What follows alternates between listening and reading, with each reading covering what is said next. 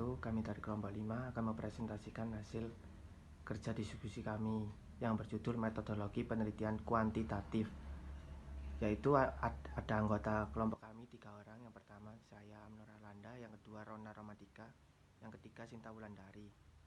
Yang akan dibahas pertama yaitu tujuan penelitian, yang kedua pertanyaan penelitian, yang ketiga hipotesis. Nah, pengertian tujuan penelitian. Tujuan penelitian adalah rumusan kalimat yang menunjukkan adanya hasil sesuatu yang diperoleh setelah penelitian selesai, sesuatu yang akan dicapai atau dituju dalam sebuah penelitian. Tujuan penelitian berkaitan erat dengan rumusan masalah yang ditetapkan oleh jawaban terletak pada kesimpulan penelitian.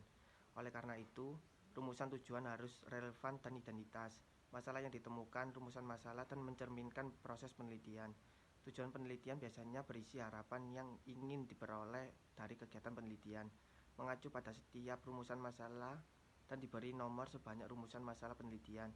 Tujuan penelitian kuantitatif mencakup variabel-variabel yang digunakan dalam penelitian dan hubungan antar variabel tersebut, para partisipan, dan lokasi penelitian. Penyusunan tujuan penelitian ada 3. Yang pertama, harus relevan dengan masalah dan sejalan dengan judul serta sesuai dengan hasil penelitian. Maksud pernyataan yang terakhir ini ialah apa yang terjadi, tujuan hasilnya itulah yang didapat atau diperoleh. Yang kedua, dirumuskan dan dinyatakan secara jelas dan tegas. Yang ketiganya itulah yang didapat atau diperoleh. Yang kedua, dirumuskan dan dinyatakan secara jelas dan tegas. Yang ketiga, operasionalnya diangkat dari hubungan antar variabel. Baik, selanjutnya saya akan menjelaskan mengenai pengertian pertanyaan. Pertanyaan penelitian merupakan manifestasi atau bentuk penegasan masalah yang akan dicari jawabannya dalam bentuk kalimat tanya. Pertanyaan penelitian selalu diawali dengan munculnya masalah yang sering disebut sebagai fenomena atau gejala tertentu. Lalu ada jenis-jenis pertanyaan penelitian. Yang pertama ada deskriptif, yaitu mendeskripsikan fenomena yang diteliti apa adanya dengan menggunakan kata tanya apa. Yang kedua ada eksploratif, yaitu memahami gejala atau fenomena secara mendalam dengan menggunakan kata tanya bagaimana.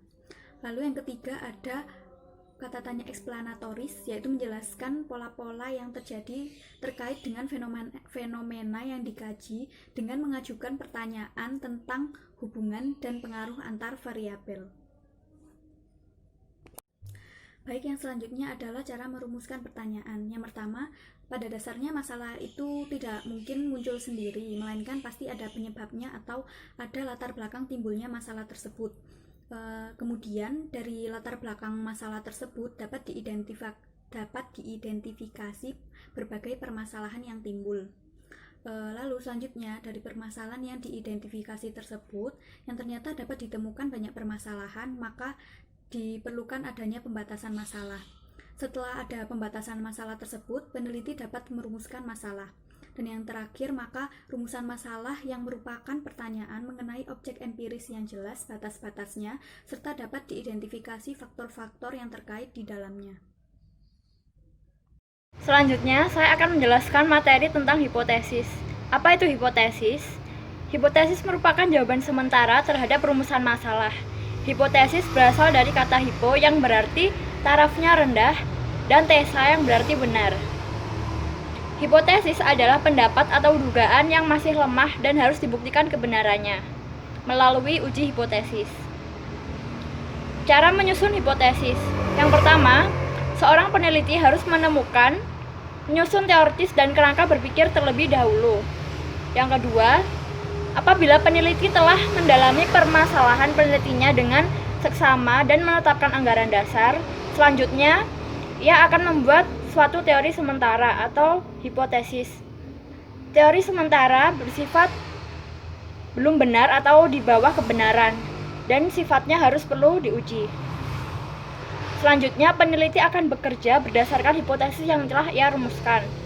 Peneliti mengumpulkan data-data yang paling berguna untuk membuktikan hipotesis berdasar data yang telah dikumpulkan.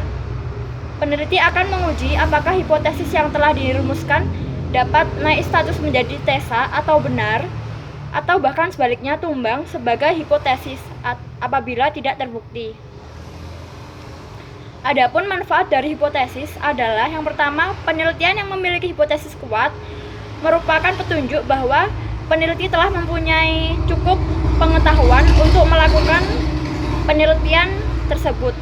Selanjutnya, memberikan kerangka dalam rangka melaporkan kesimpulan penelitian. Yang ketiga, memberikan arah pada pengumpulan dan penafsiran data. Yang terakhir, memberi petunjuk tentang prosedur apa saja yang harus diikuti dan jenis data seperti apa yang harus dikumpulkan. Sekian presentasi dari kelompok kami. Apabila ada salah kata dan kekurangan, kami mohon maaf. Wassalamualaikum warahmatullahi wabarakatuh.